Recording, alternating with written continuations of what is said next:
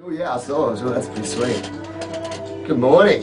You approved? Yeah. It's extreme. This is Lee. Lethal Lee. And Phil for you. And this is Melbourne. Today. Hailing all the way from Singapore. Right now, I have Asleep in the Park in the studio. Asleep in the Park's Max and Marty. Dobry Bridge. Dzień dobry. Yeah. How goes it, guys? Fantastic. It's warm here. It's awesome. We just got back from Europe and it was the coldest winter in 30 years. And we were in the thick of it up in Poland, in the northern part.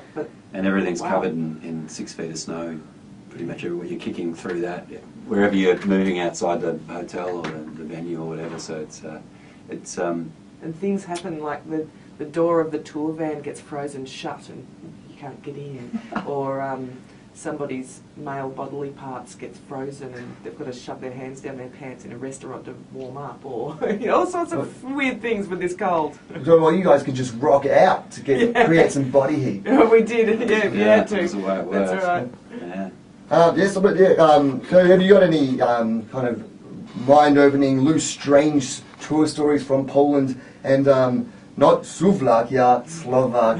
It's not that magical land with Slovakians running around. We could talk about Slovakia at one point. A friend of the tour guys managers took us down to a wine cellar because they're fanatical about their whites and their reds over there, and so this guy he took us down and he had all these like ancient barrels of the wines that he was making, and it was a really interesting thing because it was a cellar built in a hand chiseled catacomb in the ground that was maybe 600-700 years old going back to when the Turks had actually gone to invade, were invading Slovakia, and people were sort of underground to hide and stuff. So this guy's been very, what would you call it?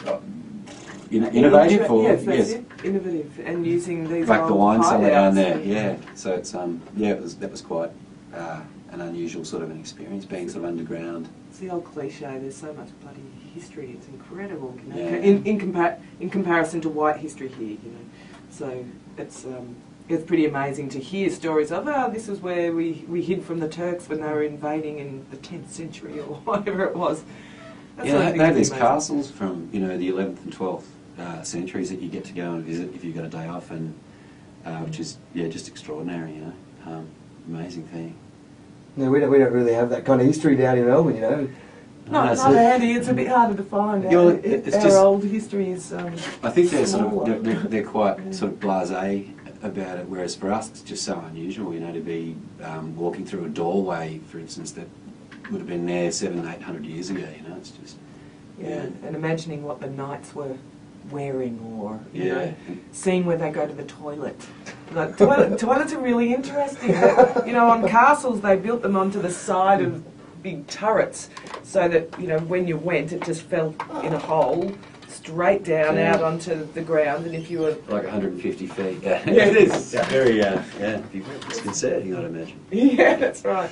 You don't want to fall down there yourself. Well, I heard you guys had your van broken into as well on tour. Yeah, the thieves were very intelligent. They took our incredibly heavy merchandise suitcase, from which the handles fell. It came off as soon as they got it out of the car. We found the handles of it.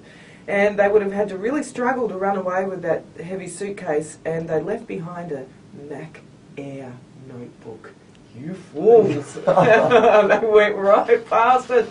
They had their... Anyway, so we can imagine the disappointment when they opened this suitcase only to find 70 T-shirts of the same design. And, same with the CDs. But hopefully we'll have some new fans. Yeah, exactly, yeah. Saying some gypsies selling it on the side of the road, That's right. Yeah, going cheap. Well, how is the rock scene like over there? It's really interesting for us. A huge portion of it is stuck in the 80s with long-haired metal bands. I remember that was a bit of a shock to us about Central and Eastern Europe. However, having said that, so that seems to be that seems to predominate. But they've got everything else as well. So this time we had the good fortune to play with this really fantastic and fun ska band, for example. And they're into their punk as well. Yeah, they're quite into British punk. In short, like the scene is really healthy, and that's, I guess, why we keep going back and touring there. Yeah, it's great, and the reaction of the crowds as well is just. That's actually why we keep going back there. Yeah, they love it. If you throw the energy out there, they just give it back immediately, and it just is.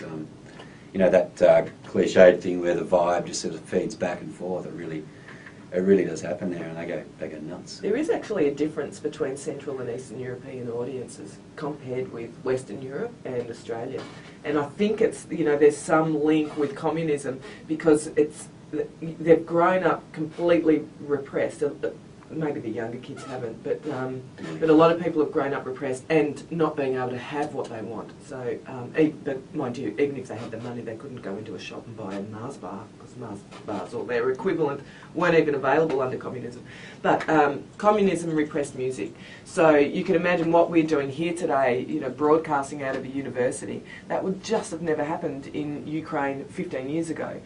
For example, the government instead was spending a considerable amount of money to broadcast white noise to counteract any little ham radio stations that might have been trying to share Western music. So from that kind of environment, most people that are going to gigs have known communism and have known the repression that exists.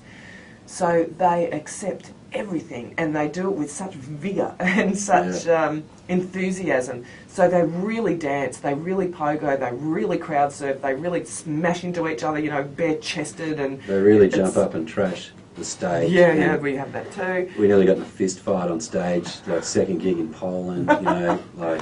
They're very Max and I both were in it, and the fist raised, and it was full on, you know, and the security were in there and pulling people apart. I've never physically assaulted a fan before. No, it's just an explosion for him, you know. Well, I like it. That's rock and roll. It was. You guys released your debut album, Sky Caves, in 2004, and you've had EPs in between, but you're about to release your second full-length, Betrayer, and you've got a bit of an announcement on the show today as well. We have. One of the things, so yeah, you're absolutely right. We have an album called Betrayer, and we hadn't announced when that would come out. We did a special pre-release, you know, numbered copy, you know, a run of 200 just before we left, so that our fans here could get it, which thank goodness they have, because it really is a special version.